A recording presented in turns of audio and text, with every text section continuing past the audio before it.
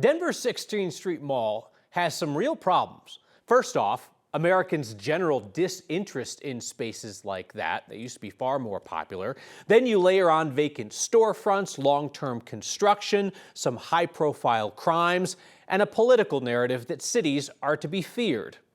As construction finally wraps up, our Mark Salinger looks at Denver's next challenge, convincing people to come back to the 16th Street Mall. After spending $175 million on construction on the 16th Street Mall, the concern now is making sure people actually come back to enjoy it. The experience today is not the ultimate experience that we want on the 16th, and we need to do a lot to change that perception. The price tag for new art, activities, and marketing was set at $1.9 million today at Denver City Council. Money the Johnson administration and the Downtown Denver Partnership argue is vital to making sure people return to a street that's been filled with fences and hard hats for years. How do we bring color to the space? Things that just feel like someone's taking care of it. The nearly $2 million would go towards trying to get people to visit downtown again. It would fund events like live music and street markets. It would pay for security to make people feel safe in an area that's seen several high-profile crimes recently.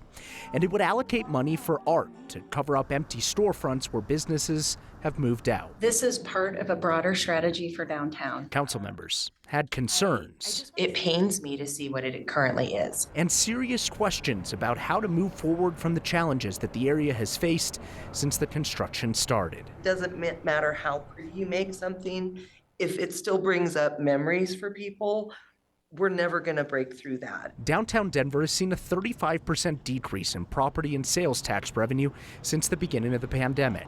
That's cost the city $45 million. Vacant, dark retail space is not good for anyone. The money's already been spent on construction. Now the city needs to convince people to come back. This is about how do we really make the most of this infrastructure investment by being able to show how amazing this is. The money would also go towards rebranding the 16th Street Mall with a new name and marketing campaign after the rough reputation it's gained over recent years. Council members objected to any taxpayer money being used in that, since not every neighborhood gets this type of attention.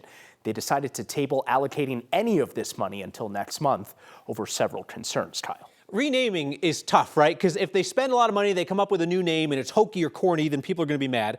If they decide to just call it 16th Street and they pay more than $2 taxpayer dollars for that, then I'm going to drag them on TV. We could come up with that name So ourselves. what do they do? I don't know what they're going to do. Listen, there's already a sign on the street. It says 16th Street, so maybe they'll just name it that.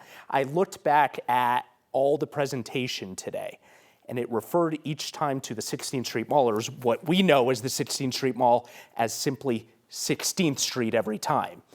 I don't know if that's where they're going with this, but that seems to be what they're using right now, not the 16th Street Mall. R.I.P. Mall. All right, Mark Salinger, thank you.